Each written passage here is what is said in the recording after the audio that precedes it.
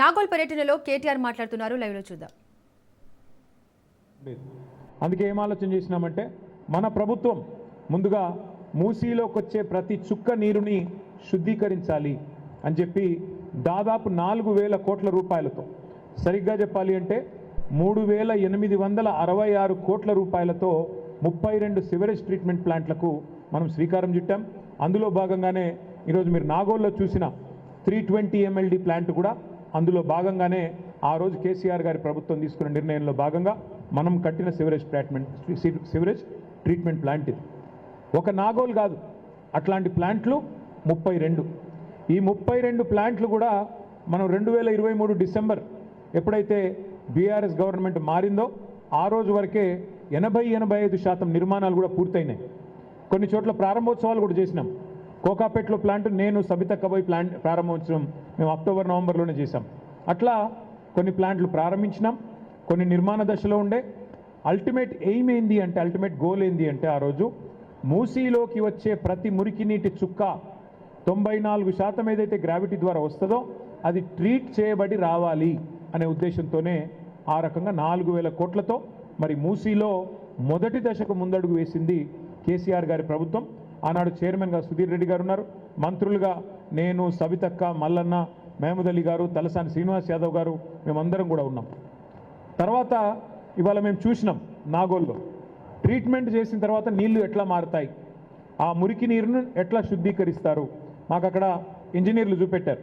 Sir ఇగో ఇది శుద్ధి చేయకముందున్న నీళ్లు ఇట్లా ఉన్నాయి, శుద్ధి చేసిన తర్వాత సెకండరీ లెవెల్ ట్రీట్మెంట్ చేసిన తర్వాత ఇట్లా ఉంటాయి సార్ అని చెప్పి వారు చూపెడతా ఉన్నారు.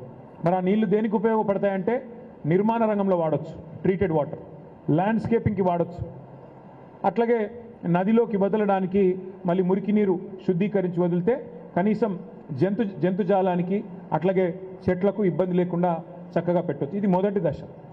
రెండవ దశలో ఏమనుకున్నామంటే, మనం మరి పూర్తి స్థాయిలో సెకండరీ ట్రీట్మెంట్ చేసిన తర్వాత కూడా నీళ్లు తాగే నీళ్ళ స్థాయిలో ఉండవు.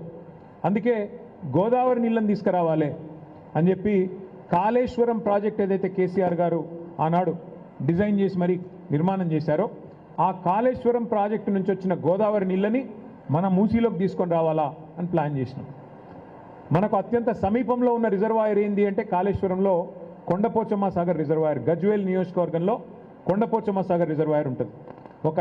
ఒక ఐడియా కోసం చెప్తా ఉన్నా మీకు. మనకి హైదరాబాద్ భూభాగం ఏదైతే ఉందో 535 మీటర్ల మీద ఉంటుంది. హైదరాబాద్ సముద్ర మట్టానికి Hyderabad 535 metres above sea level ఉంటుంది.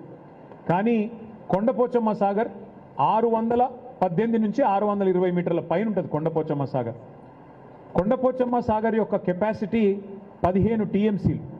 15 టీఎంసీలు అంటే 15 హుస్సేన్ సాగర్ల సామర్థ్యంతో సమానం, 15 ట్యాంక్ బండ్ల సామర్థ్యంతో సమానం. అందుకే ఏమనుకున్నామంటే 618 మీటర్లు 620 మీటర్ల పైన ఉండే కొండపోచమ్మ సాగర్ నుంచి మనం గ్రావిటీ ద్వారానే, ఎందుకంటే అది పైన ఉంటుంది, నెత్తి మీద కుండబెట్టినట్టుగా పైన ఉంటుంది, గ్రావిటీ ద్వారానే మన గండిపేట చెరువులకు నీళ్లు తీసుకొస్తే గండిపేట చెరువులకు వెళ్ళి మూసీలకు నీళ్లు ఆటోమేటిక్ వచ్చేస్తాయి. వచ్చేసిన తర్వాత ఎప్పటికీ కూడా మూసీలో శుద్ధమైన నీళ్లు ఉండాలన్న ఉద్దేశంతో కొండపోచమ్మ సాగర్ నుంచి గండిపేట చెరువుకు నీళ్లు తెచ్చే ప్రాజెక్టుకు కూడా ఆమోదం తెలిపింది కేసీఆర్ గారి ప్రభుత్వమే.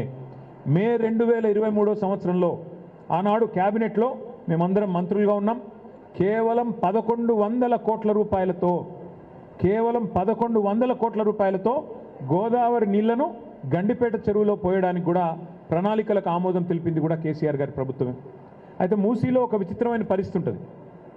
మీరు పశ్చిమ భాగం మూసీ అంటే అక్కడ ఓఆర్ఆర్ వెస్ట్ నుంచి చూస్తే మూసీ, ఓఆర్ఆర్ ఈస్ట్ దాకా ఇంకా కింది దాకా చూస్తే గట్కేసర్ దాకా చూస్తే మూసీ దాదాపు 55 కిలోమీటర్ల ఈ ప్రాంతం మొత్తం అక్కడికి వెళ్ళి ఇక్కడ దాకా. అయితే ఈ 55 కిలోమీటర్ల పరిధిలో మూసీ నీళ్లు ఒక చుక్క కూడా ఆగదు, కిందికి పోతానే ఉంటుంది. ఎందుకంటే అక్కడి నుంచి ఇక్కడి వరకే ఈ 55 కిలోమీటర్ల పశ్చిమ మంచిరేవుల నుంచి గట్కేసర్ దాకా చూస్తే 84 మీటర్లు కిందికి అవుతుంది మూసి. అంటే కిలోమీటర్కి 1.5 మీటర్ల డ్రాప్ ఉంటుంది. అంటే నీటి చుక్క ఒకటి కూడా ఆగదు. నీళ్లు వస్తే పోతూనే ఉంటాయి తప్ప ఆగవు. మరి నీళ్లు ఆగితేనే కదా ఇక్కడ రేపటి రోజున బోటింగ్ కానీ టూరిజం స్పాట్స్ కానీ వీటిని డెవలప్ చేయొచ్చు. ఏం చేయాలని ఆలోచన చేసినాం. ఏం చేయాలని ఆలోచన చేస్తే 15 బ్రిడ్జిలు మంజూరు చేసి మూసీ మీద అటుకెళ్ళి పోవడానికి రావడానికి 15 బ్రిడ్జిలు మంజూరు చేసి ఆ బ్రిడ్జిల కిందనే road cum check dam, road bridge cum check dam, కింద చెక్ డ్యాము పైన బ్రిడ్జు మంజూరు చేసింది కేసీఆర్ గారి ప్రభుత్వం. ఇది కూడా కేసీఆర్ గారి ప్రభుత్వంలో 15 బ్రిడ్జిలకి 545 కోట్ల రూపాయలతోని మంజూరు ఇచ్చినాము. శంకుస్థాపనలు కూడా మేమే చేశాం. ఫిర్జాది కూడా మాజీ మేయర్ గారు ఇక్కడ ఉన్నారు. పత్తులగూడలో కూడా నేను సుధీర్ రెడ్డి గారు వచ్చి మేము ఇక్కడే శంకుస్థాపన చేసినాం. మా కాలేరు వెంకటేష్ గారు, మా సుధీర్ రెడ్డి గారు వచ్చి మూసారంబాగ్ బ్రిడ్జ్ కూడా మేమే ఆనాడు ఇక్కడ శంకుస్థాపన కూడా చేసినాం. అట్లా 15 బ్రిడ్జిలు మూసి మీద మంజూరు కూడా చేసుకున్నాం. దాని కింద చెక్ డ్యామ్ కట్టి ఆ గోదావరి నీళ్లను అంటే ఈ 55 కిలోమీటర్ల పరిధిలో 15 బ్రిడ్జిలు కట్టి దాని కింద నీళ్లు ఉండేటట్టు, నీళ్లు నిల్వ ఉంటే అక్కడేమన్నా టూరిజం కార్యక్రమాలు కూడా చేయొచ్చు, బోటింగ్ కానీ ఇంకోటి కానీ పిల్లలు ఆడుకోవడానికి కానీ ఈ ప్రాంతాన్ని సుందరీకరించవచ్చు అని ఆలోచన చేసినాం. అది కూడా మంజూరు చేసినాం. మరి ఇవాళ పరిస్థితి ఏంటి అంటే ఇవన్నీ మంజూరు చేసి కట్టిన ఇల్లు పెట్టిన పొయ్యిలాగా ఒక వడ్డిచ్చిన విస్తరలాగా బంగారు పల్లెంలో పెట్టి రేవంత్ రెడ్డి గారికి అప్పచెప్పినాం. ఆయన చేయాల్సిందల్లా ఒకటే ఆ ఎస్టీపీల నిర్మాణం పూర్తి చేస్తే మూసీలోకి శుద్ధమైన నీరు వస్తుంది. ఆ శుద్ధమైన నీరు కిందికి నల్లగొండకు పోతుంది, భువనగిరికి పోతుంది, కింద మొత్తం నల్గొండ జిల్లా, పాత నల్గొండ జిల్లాకు పోతుంది. ఎక్కడ కూడా ఏ బాధ లేకుండా రేవంత్ రెడ్డి రూపాయి కూడా ఖర్చు పెట్టే అవసరం లేకుండా కింద ఉన్న నల్లగొండ రైతన్నలకు కూడా లాభం జరుగుతుంది. ఆనాడు గతంలో ఉన్న మరి ప్రభుత్వాలు పట్టించుకోకపోయినా తెలంగాణ వచ్చిన తర్వాత కేసీఆర్ గారు పట్టించుకొని కింద నల్గొండ రైతులకు కూడా న్యాయం చేయాలి, పైన హైదరాబాద్లో కూడా మూసి ప్రక్షాళన జరగాలని చెప్పి మంచి ఉద్దేశంతో ఈ కార్యక్రమం చేసినారు. ఈ క్రమంలో సుధీర్ రెడ్డి గారు ఒక ఆలోచన చేసినారు.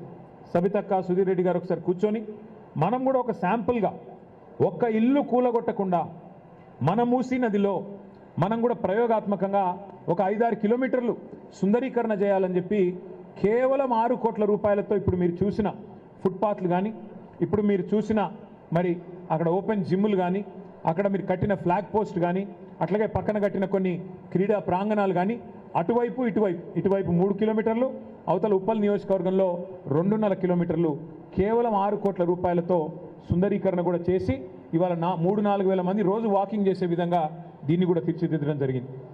అట్లాగే అవతల పక్కన ఉప్పల్ నియోజకవర్గంలో మూసీ తీరం మీదనే 10 ఎకరాల స్థలంలో 10 ఎకరాల విశాలమైన స్థలంలో 30 కోట్ల రూపాయలతో మరి శిల్పారామం కూడా ఏర్పాటు చేయడం జరిగింది. అక్కడ కేవలం శిల్పారామం అక్కడ మాదాపూర్లో మాత్రమే ఉంటుంది. కానీ ఇక్కడి నుంచి అక్కడ దాకా పోయే అవసరం ఏముంది? మూసీ